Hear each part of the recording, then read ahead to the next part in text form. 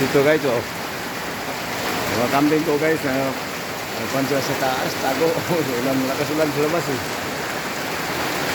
Ganda talaga itong may ano kayo, may bahay kayo sa kambing. Kasi kapag ulan, walang problema. Diba? Kasi kung wala kang bahay-bahay, yan, problema yan. Kasi pag malakas ang uwan, wala na. Yung mga kambing mo para lang ano, magkasakit na yan. So, safety na sila dito mga idol. Saka yung hindi ko pa natapos ito eh. May atop na. Hindi pa natapos yung sa ilalim kasi maraming busy eh. Baka mamaya bukas ganyan natapos na ito kasi may ano na ko dito. May mga kawayan ako na ano, may gamitin.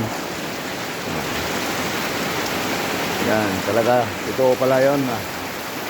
Kasi mga 3 taon hindi ako nakagawa ng ano eh, mga para sa bahay nila, sa lupa lang eh, mga kambing palagi nagkatatae.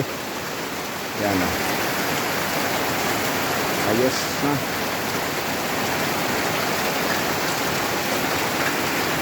Okay pala itong may pan mga idol, pasilungan.